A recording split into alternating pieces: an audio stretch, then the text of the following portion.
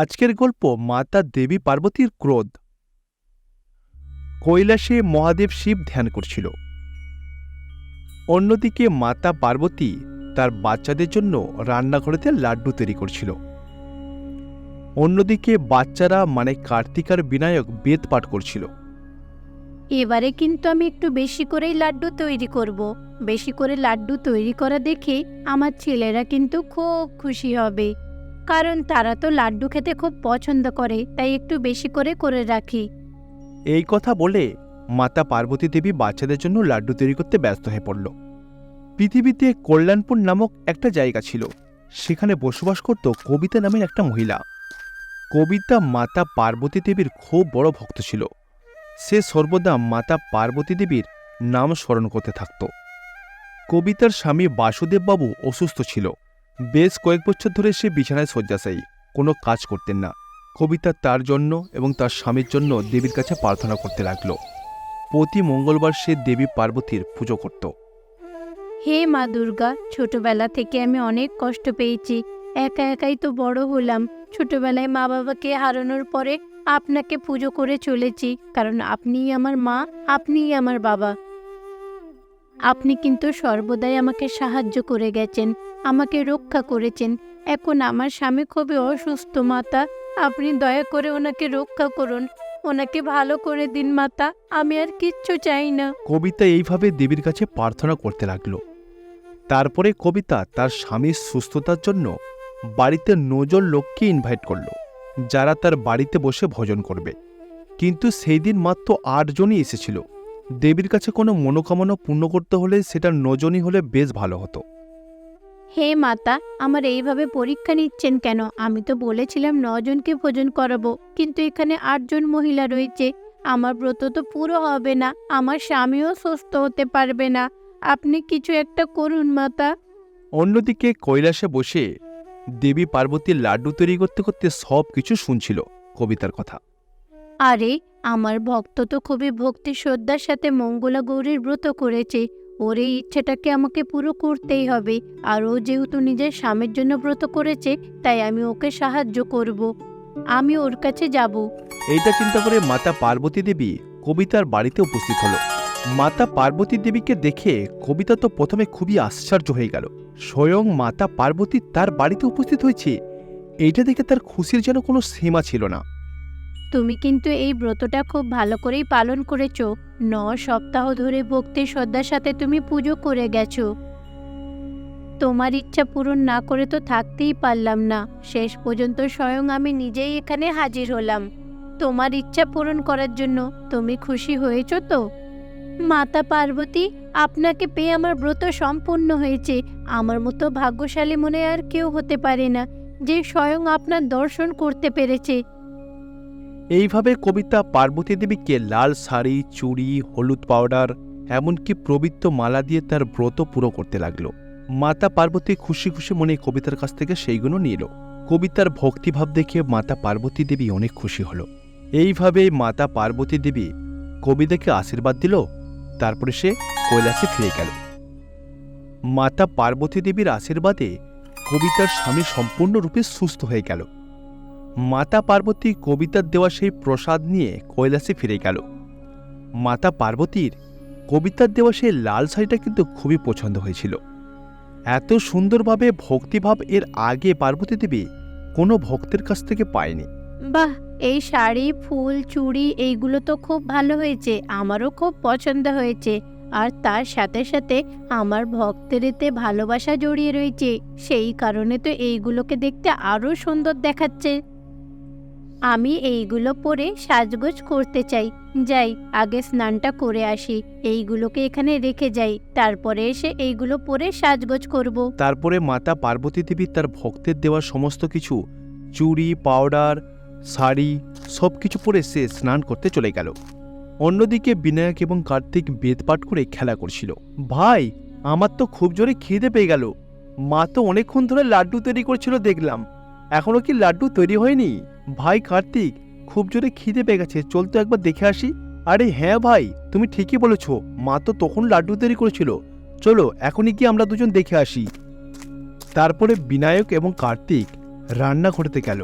সেখানে গিয়ে মাতা পার্বতী দেবীকে খুঁজতে লাগলো, কিন্তু তারা দুজন মাতা পার্বতীর খোঁজ পেল না।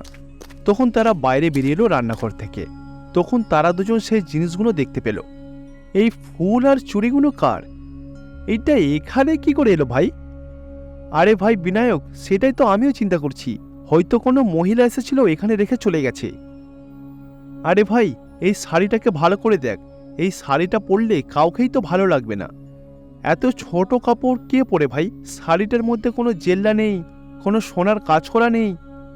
এইরকম শাড়ি মেয়েদের জন্য পরা একদমই উচিত নয়।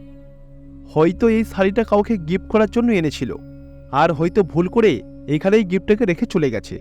আরে ভাই কার্তিক, এইরকম শাড়ি গিফট কে দেয়? আমি তো পৃথিবীর মানুষকেও দেখেছি, এরকম বাজে শাড়ি তো পরতে দেখিনি। আর এইরকম শাড়ি পরলে কোনো মেয়েকেই ভালো লাগবে না, এটা কোনো নিশ্চয়ই জাদুর জিনিস। বিনায়ক এবং কার্তিক এইভাবে চিন্তা করে ওই থালাটাকে ছুঁড়ে ফেলে দিল। মাতা পার্বতী স্নান সেরে এসে দেখে তার ভক্তের দেওয়া সেই থালাটাকে কেউ ফেলে দিয়েছে। আরে, আমার এই শাড়ি, ফুল, চুড়ি এইগুলোকে কে নষ্ট করলো? যে এই কাজটা করেছে আমি কিন্তু তাকে ছাড়বো না, কারণ আমার ভক্ত খুব শ্রদ্ধার সাথে আমাকে এইগুলো দিয়েছিল, আমি ওকে ছাড়বো না। এরপর মাতা পার্বতী দেবী তো খুবই রেগে গেল। সে রেগে মেগে গজরাতে গজরাতে মহাদেব শিবের কাছে গেল। মহাদেবের ধ্যান ভেঙে গেল। আচ্ছা, তোমরা সবাই সত্যি করে বলো তো, আমার ফুল, চুড়ি, কুমকুম, হলুদ, তারপরে এই শাড়িটা কে নষ্ট করেছে? এইগুলো কিন্তু আমার খুব পছন্দের ছিল। তোমাদের মধ্যে যদি কেউ এই কাজটা করে থাকে তাহলে কিন্তু আমি তাকে ছাড়বো না। আমি কিন্তু আমার আসল রূপ দেখাবো, তাকে কঠোর শাস্তি দেব। বলো কে করেছে? মাতা পার্বতী দেবী এইভাবে খুবই রেগে গেল, আর কৈলাসের সমস্ত প্রহরীদের জিজ্ঞাসা করতে লাগলো কাজটা কে করেছে। তখন বিনায়ক এবং কার্তিক তার মাকে বলল, মা, আমরা এই ভুল কাজটা করেছি। আমরা ভেবেছিলাম এই জিনিসটা হয়তো তোমার হতে পারে না। হ্যাঁ মা, এত কম দামি শাড়ি তো তুমি পরো না কখনো, সেই জন্য আমরা ভাবলাম এটা হয়তো তোমার না। মা, আমরা যদি সত্যিই জানতাম এটা তোমার শাড়ি, আমরা এটা কখনোই করতাম না মা। দেখো বাচ্চারা, জামা কাপড় যেমনই হোক না কেন সেইগুলো সম্মান করা উচিত, আর শাড়ির সাথে যে জিনিসগুলো ছিল সেইগুলোকে নষ্ট করা কিন্তু উচিত হয়নি। তোমরা কিন্তু ওই শাড়িটার সাথে সাথে ফুল, চুড়ি, কুমকুম, হলুদগুলোকেও নষ্ট করে দিয়েছো। জানো ওইগুলো আমার কত পছন্দের জিনিস ছিল? তুমি ওইগুলোর অপমান করা মানে আমাকে অপমান করেছো। তোমাদের এমন কাজ করা মানে তোমরা নিজেদের মাকে অপমানিত করেছো। তোমরা একটা দেবীর সন্তান বলে ছাড় পাবে না, তোমাদেরকেও আমি শাস্তি দেব, কারণ তোমরা আমার জিনিসগুলোকে নষ্ট করেছো। দেখো আমি কি করি তোমাদের সাথে। মাতা পার্বতী যখন তাদের দু ভাইকে বকাবকি করল, তখন তারা দুজন খুবই কষ্ট পেল। এখন তোমরা মাথা নিচু করে থাকলেও তোমাদেরকে আমি ক্ষমা করতে পারবো না। তোমরা যে ভুল করেছো সেই কারণে তোমাদেরকে শাস্তি দেব আমি। তোমরা তোমাদের সমস্ত শক্তি হারিয়ে ফেলেছো, এখন তোমরা সাধারণ মানুষের রূপ নিয়ে ভুলোকে যাবে, সেখানে গিয়ে শাড়ি, চুড়ি, ফুল এইগুলো বিক্রি করবে। তখনই তোমরা ওই জিনিসগুলোর মর্ম বুঝতে পারবে। যাও তোমরা। মাতা পার্বতী দেবীকে অপমান করার জন্য বিনায়ক এবং কার্তিক তাদের দেবত্ব হারিয়ে ফেলল, এবং শাস্তিস্বরূপ তারা দুজন পৃথিবীতে চলে গেল। ভাই, আমরা যে ভুল করেছি সেই ভুলের প্রায়শ্চিত্ত করতে হবে।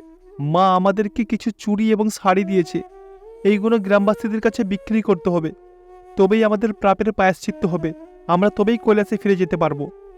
হ্যাঁ ভাই, চলো এইগুলোকে আমরা বিক্রি করতে শুরু করে দিই, এগুলো বিক্রি করেই তবে আমরা কৈলাসে ফিরতে পারবো। তারপরে বিনায়ক এবং কার্তিক গোটা গ্রাম ঘুরে ঘুরে শাড়ি এবং চুড়ি গ্রামে গ্রামে বিক্রি করতে লাগলো। যা টাকা উপার্জন করতে লাগলো, সেই টাকা দিয়ে যেটুকু খাবার হতো তারা দুজন কিনে খেত। এইভাবেই তাদের দিন কাটছিল। এইভাবে তারা প্রায় সমস্ত শাড়ি বিক্রি করে ফেলল, শুধুমাত্র একটা শাড়ি পরেছিল। ভাই, সমস্ত শাড়ি তো বিক্রি হয়ে গেল, শুধু এই শাড়িটাই বিক্রি হচ্ছে না। এই শাড়িটাই বিক্রি হয়ে গেলে আমরা কৈলাসে ফিরতে পারবো, কেন যে বিক্রি হচ্ছে না বুঝতে পারছি না। এইভাবে বিনায়ক এবং কার্তিক একে অপরের সাথে কথা বলছিল। তারা দুজন আবারও শাড়িটাকে বিক্রি করার চেষ্টা করতে লাগলো। তখনই তাদের কাছে একটা মহিলা এলো। এই শাড়িটার দাম কত? কাকিমা, 100 টাকা, এটা পরলে আপনাকে খুবই সুন্দর লাগবে। আমার কিন্তু শাড়ি না হলেও চলবে, কিন্তু এই শাড়িটা আমার একদমই পছন্দ না। তারপর সে ওই শাড়িটাকে মাটিতে ফেলে দেবে। এতে বিনায়ক খুবই রেগে যাবে। তুমি কি করলে এটা? এই শাড়িটাকে তুমি মাটিতে ফেলে দিলে? তোমার এত অহংকার! যে শাড়িটাকে তুমি অহংকার করে মাটিতে ছুঁড়ে ফেলে দিলে, তুমি কি জানো পৃথিবীতে এমন অনেক মানুষ আছে যাদের কপালে ওইটুকু শাড়িও জোটে না? সেসব মানুষেরা সামান্যতম বস্ত্রের জন্য কত পরিশ্রম করছে, আর এই পবিত্র বস্ত্রকে তুমি পা দিয়ে ফেলে অপমান করছো, মাটিতে ফেলে দিচ্ছ। আমরা যে ভুল কাজ করেছি সেই ভুলের জন্য আমরা আজকে পৃথিবীতে শাস্তি ভোগ করছি, যার কারণে আমরা আমাদের মায়েদের কাছ থেকে দূরে। বিনায়ক এবং কার্তিক এইভাবে ওই স্ত্রীকে সবকিছু খুলে বলল। বাচ্চাদের এরকম কথা শুনে ওই ভদ্রমহিলা মাতা পার্বতীর রূপ ধারণ করল। অ্যাকচুয়ালি ওইটা মাতা পার্বতী ছিল, তিনি বাচ্চাদের পরীক্ষা নিচ্ছিল। আসলে বাচ্চারা, আমি তো এই রূপ ধারণ করে তোমাদের পরীক্ষা নিতে এসেছিলাম। দেখতে চাইছিলাম তোমরা কি করো। তোমরা কিন্তু তোমাদের শক্তি ফিরে পেয়েছো, কারণ তোমরা তোমাদের পরীক্ষায় পাশ করেছো। তারপরে মাতা পার্বতী বিনায়ক এবং কার্তিককে তাদের দেবত্ব ফিরিয়ে দিল। তারা দুজন ভাই তাদের দেবত্ব ফিরে পেয়ে খুবই খুশি হলো। তারা দুজন সমস্ত জিনিসকে সম্মান করতে শিখল। তারপর মাতা পার্বতী, কার্তিক, গণেশ কৈলাসে ফিরে গেল, সুখে জীবন কাটাতে লাগলো। কৈলাসে বসে কার্তিক এবং বিনায়ক বেদ পাঠ করছিল। অন্যদিকে মাতা পার্বতী তাড়াহুড়ো করে ভগবান শিবের কাছে যাচ্ছিল। ভগবান শিব যিনি ধ্যানেতে মত্ত ছিল। ভাই কার্তিক, এই বেদের তো আমি কিছুই বুঝতে পারছি না। বেদ পাঠ করা তো সত্যি অনেক কষ্ট করে দেখছি, তাই না ভাই? হ্যাঁ ভাই, এটা সঠিকভাবে পাঠ করার জন্য অনেক পরিশ্রম করতে হয়। ভাই, বেদ পাঠ করতে করতে তো আমি ক্লান্ত হয়ে পড়েছি। আমার এবার খুব জোরে খিদেও পেয়ে গেছে ভাই। হ্যাঁ ভাই, আমারও খুব জোরে খিদে পেয়ে গেছে। চলো ভাই, দেখে আসি মা আমাদের জন্য কি তৈরি করে রেখেছে। তারপর তারা দুজন বেদ পাঠ বন্ধ করে মাতা পার্বতীর কাছে যেতে লাগলো। মাতা পার্বতী তাদের দুজনকে দেখে বলল, কি হয়েছে বাচ্চারা, তোমাদের কি কিছু লাগবে নাকি? আরে হ্যাঁ মা, আমার খুব জোরে খিদে পেয়েছে। আমাকে বলো, আমাদের জন্য তুমি কি খাবার তৈরি করেছো? আরে ভাই, মা হয়তো তোমার জন্য তোমার পছন্দ মতো লাড্ডু তৈরি করেছে। না না বাবা, আজ আমি কোনো মিষ্টি তৈরি করিনি, আসলে একটু ব্যস্ত ছিলাম। সে কি মা, তুমি আমাদের জন্য কিচ্ছু তৈরি করোনি? আমি তো ভাবছিলাম হয়তো আমাদের জন্য ভালো ভালো মিষ্টি তৈরি করেছো, সেই জন্যই তো আমরা বেদ পাঠ বন্ধ করে দৌড়ে দৌড়ে তোমার কাছে এলাম। আরে বাচ্চারা, আজ কি বার বলো তো? আজ হলো মঙ্গলবার, আর মঙ্গলবারটা তোমাদের পিতাশ্রীর খুবই একটা প্রিয় দিন। উনি এই দিনে বিশেষভাবে পুজো করেন, তোমরা তো ভালো করে জানো। আর এই পুজো করতে ফুলের দরকার পড়ে। আমি ওই কারণেই এখানে এসেছি ফুল আনতে, বুঝেছো? ওহো আচ্ছা আচ্ছা, কিন্তু মা, এই বাগানের মধ্যে তো একটাও ফুল ফোটেনি দেখছি। হ্যাঁ রে বাবা, এখানে তো কোথাও কোনো ফুল নেই, কিন্তু পুজোর জন্য ফুলের দরকার। আমি ভাবছি ভুলোকে যাব, সেখান থেকে না হয় ফুল নিয়ে আসবো। আর হ্যাঁ শোনো, আমি ফুল নিয়ে ফেরার পরেই তোমাদের জন্য কিছু ভালো মন্দ রান্না করে দেব। তোমরা একটু ধৈর্য ধরো, ঠিক আছে বাবা? আরে মা, তোমাকে ফুল আনতে পৃথিবীতে যেতে হবে কেন? মা, তুমি কৈলাসে থাকো, আমাদেরকে বলে দাও কি ফুল লাগবে, আমরা এখনই গিয়ে পৃথিবী থেকে ফুল এনে দিচ্ছি। না না বাবা, পুজোতে কোনো রকমের কমতি থাকলে তো হবে না। পুজোতে যা যা সামগ্রী লাগে সব কিছুই আনতে হবে। এখন ফুলের প্রয়োজন, আমি আগে গিয়ে ফুলটা নিয়ে আসি, বুঝেছো? এই কথা বলে মাতা পার্বতী পৃথিবীতে চলে গেল। পৃথিবীতে গিয়ে সে একটা বিশাল বড় বাগান দেখল। সেই বাগানে নানা রকমের ফুল ফুটেছিল। আরে এখানে তো কত ভালো ভালো টাটকা টাটকা রং বেরঙের ফুল রয়েছে। এক কাজ করব, ভাবছি এবারে মহাদেবকে শুধু ফুল দিয়ে পুজো করব না, এবারে কিন্তু এই ফুলগুলো দিয়ে ওনার আমি অভিষেক করব। এইটা চিন্তা করে মাতা পার্বতী বাগানের সমস্ত ফুলগুলোকে তুলতে লাগলো। কয়েক মিনিটের মধ্যেই বাগানের সমস্ত ফুল তুলে ফেলল। বাগানে আর একটাও ফুল নেই। তখনই একজন ঋষিমণি মাতা পার্বতীর কাছে এলো। আরে, এটা আপনি কি করলেন? আপনার কি জ্ঞান বুদ্ধি বলে কিছু নেই? বাগানের সমস্ত ফুলগুলোকে তুলে ফেললেন।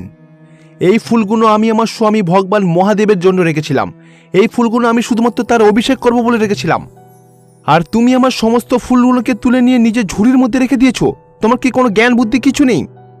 তুমি এটুকু জানো না যে বাগানের সমস্ত ফুল কোনোদিনই একসাথে তুলতে নেই? তুমি যে কাজটা করেছো একদমই জঘন্য কাজ, এতে তোমার কোনো রকম কোনো ক্ষমা নেই। তুমি যে ফুলগুলো তুলেছ এর জন্য আমি তোমাকে অভিশাপ দেব, আমি তোমাকে কখনোই ছাড়ব না। তারপরে ওই সন্ন্যাসী তার ঘর থেকে জল ছিটিয়ে মাতা পার্বতীর গায়ে ছুঁড়ে মারল আর তাকে অভিশাপ দিল। সঙ্গে সঙ্গে মাতা পার্বতী তার দেবীত্ব শক্তি হারিয়ে ফেলল আর সে একজন সাধারণ মহিলার রূপ ধারণ করল। তখনই হঠাৎ করে একটা গায়েবী আওয়াজ ওই ঋষিমণি শুনতে পেল। এই যে ঋষিমণি, তুমি তো খুব বড় ভুল করে ফেলেছো। তোমার বাগানে যে ফুল তুলতে এসেছে তুমি তো সেই ব্যক্তিকে চিনতেই পারোনি। যে তোমার সামনে দাঁড়িয়ে আছে, যাকে তুমি অভিশাপ দিলে, সে মহাদেব শিবের স্ত্রী মাতা পার্বতী। তুমি কোনো কিছু না জেনে শুনে, কোনো কিছু না চিন্তা করে তাকে অভিশাপ দিলে, এটা ঠিক নয়। তার সাথে জগতের মাতা, তুমি তোমার নিজের মাকে উল্টোপাল্টা ভাবে বলেছো। এ মা, সত্যি সত্যি আমি খুব বড় ভুল কাজ করে ফেলেছি। আমার স্বামী মহাদেবের স্ত্রী জগতের মা ছিল মাতা পার্বতী, সেটা আমি বুঝতে পারিনি। মাতা পার্বতী যদি আমি জানতে পারতাম তাহলে আমি এটা কখনোই করতাম না। আমি না জেনেই আমি আমার মাকে অনেক উল্টোপাল্টাভাবে বলেছি, অনেক বকাবকি করেছি। আমি খুব পাপ কাজ করেছি। এই পাপের জন্য আমি নিজেকে শাস্তি দেব। আমি আগুন তৈরি করব আর সেই আগুনের মধ্যে নিজেকে শেষ করে ফেলব। এই কথা বলে ঋষিমণি হতাশ হয়ে গেল। তখনই ওই গায়েবী আওয়াজটা আবার বলে উঠল, ঋষিমণি, তুমি চিন্তা করো না। এই পৃথিবীতে যা কিছু ঘটে সবকিছুই কিন্তু মহাদেবের সিদ্ধান্ত। তোমার কি মনে হয় এই বিষয়টি মহাদেব জানে না? অবশ্যই জানে। এই সবকিছুই হচ্ছে মহাদেবের সিদ্ধান্ত। তুমি একদম চিন্তা করো না। এখন কিন্তু মাতা পার্বতী নিজের অতীত ভুলে গেছে। সে এখন শুধুমাত্র একজন সাধারণ নারী। আজকের পর থেকে পার্বতী তোমার দায়িত্ব। যতক্ষণ না পার্বতীর অতীতের সমস্ত কথা মনে পড়ছে ততদিন সে কৈলাসে ফিরে যেতে পারবে না। যখন তার সবকিছু মনে পড়ে যাবে তখন সে কৈলাসে যেতে পারবে। সেই জন্য তুমি তোমার মেয়ের মধ্যে দেখাশোনা করো। তারপর গায়েবী আওয়াজ বন্ধ হয়ে গেল। ঋষি পার্বতী দেবীকে নিজের মেয়ের মতো করে দেখাশোনা করবে বলে তার আশ্রমে নিয়ে চলে গেল। পার্বতী দেবী যে তার অতীতকে ভুলে গেছিল, সেই ঋষিমণিকে তার বাবার মতো করে মানত। অন্যদিকে কৈলাসে কার্তিক এবং বিনায়ক তার মা মাতা পার্বতীর জন্য অপেক্ষা করছিল। আরে ভাই, মা তো পৃথিবীতে ফুল আনতে গেছিল, তাই না? কিন্তু এত তো দেরি হয়ে গেল, এখনো কেন এলো না? হ্যাঁ ভাই বিনায়ক, তুমি ঠিক বলেছ, অনেক দেরি হয়ে গেছে। চলো তো একবার গিয়ে দেখি। তারা দুজন ভাই এটার সিদ্ধান্ত নিয়ে পৃথিবীর উদ্দেশ্যে রওনা দিল। পৃথিবীতে পৌঁছে তারা দুজন আশ্রমের বাইরে তার মায়ের হাতের চূড়া দেখতে পেল। তখন কার্তিক সেই হাতের চূড়াটাকে নিয়ে, দেখ ভাই বিনায়ক, এই চূড়াটা তো আমাদের মায়ের। তাহলে মা কি এই আশ্রমের মধ্যে এসেছিল? হ্যাঁ ভাই, হতেও পারে। বাগানের মধ্যে দেখ, ওইদিকে তাকিয়ে অনেক ফুল ফুটেছে, আর আমাদের মা তো ফুল তুলতে এসেছিল, তাই না? হয়তো এই আশ্রমের মধ্যেই আছে। বিনায়ক এবং কার্তিক মহর্ষির আশ্রমেতে গেল। ঋষিমণি তাদের দুজনকে দেখে অবাক হয়ে গেল। পূজনীয় বিনায়ক, পূজনীয় কার্তিক, তোমাদের দুজনকে আমার তরফ থেকে নমস্কার। দয়া করে আমার প্রণাম নেবেন। হ্যাঁ মহর্ষি ঋষি, আপনাকেও নমস্কার। আমরা দুজন ভাই আমাদের মাকে খুঁজতে এসেছি। আপনার আশ্রমের বাইরে আমাদের মায়ের একটা চূড়া খুঁজে পেয়েছি। ওই দেখুন, ভাইয়ের হাতে যে সোনার চূড়াটা রয়েছে ওইটা আমাদের মায়ের। আমাদের মা কি আপনার আশ্রমে এসেছিল? কি আর বলবো বাবা, আমি খুব বড় ভুল করে ফেলেছি। তারপরে ঋষিমণি তাদের দুজনকে যা যা ঘটেছে সবকিছু খুলে বলল। কার্তিক এবং বিনায়ক এটা শুনে খুবই কষ্ট পেল। তারা দুজন কথাটা শুনে হতাশ হয়ে গেল। তারপর বিনায়ক বলল, তার মানে আমাদের মা দেবত্ব হারিয়ে ফেলেছে, অতীতে সব কিছু ভুলে গেছে। তার মানে আমাদের মা আমাদের দুজনকে এখন চিনতে পারবে না। হ্যাঁ বাবারা, বর্তমানে তোমাদের মা আমার আশ্রমেতেই রয়েছে। আমি তোমাদের মাকে নিজের মেয়ের মতো করে যত্ন করছি। তোমরাও দুজন আশ্রমের যত বাচ্চা আছে তাদের সাথে মিলেমিশে থাকো। এতে করে তোমাদের মাকেও তোমরা দেখতে পাবে আর মায়ের সাথেও থাকতে পারবে। এতে করে তোমাদের মায়ের সমস্ত অতীত মনে পড়ে যাবে। তোমাদেরকে দেখে যখন অতীত মনে পড়ে যাবে, সে তখন কৈলাসে ফিরে যেতে পারবে। ঠিক আছে ঋষিমণি, আমরা আপনার কথাতে রাজি আছি। আমরা আপনার আশ্রমেতে বাচ্চাদের মতোই থাকব।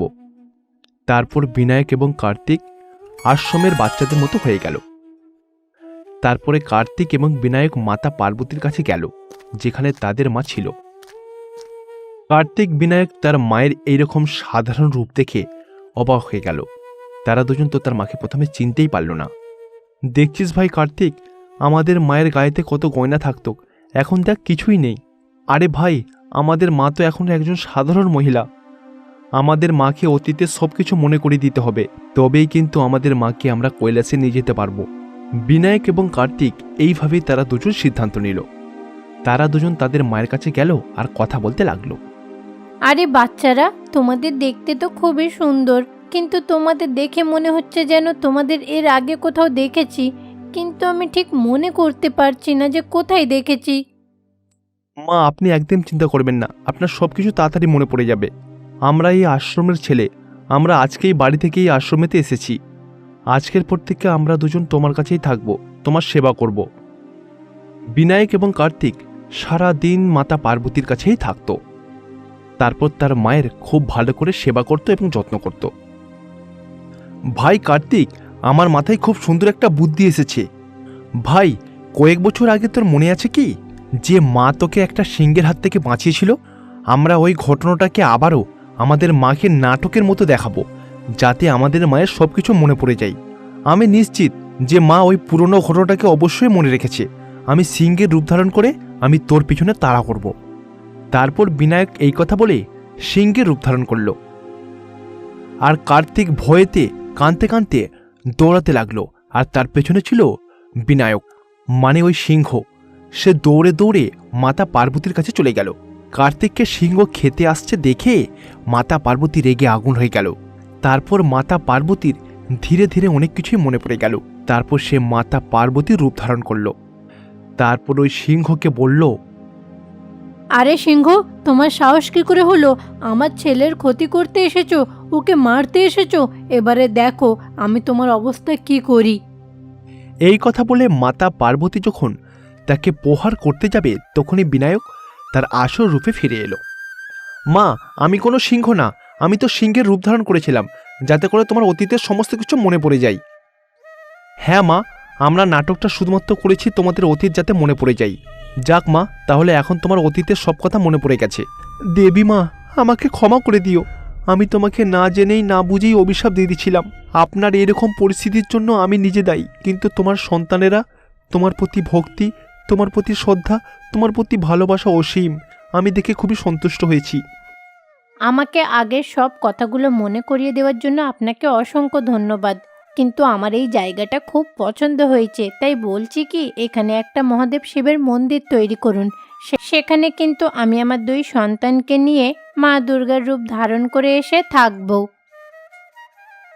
এই কথা বলে মাতা পার্বতী তার 2 সন্তানকে নিয়ে কৈলাসে চলে গেল।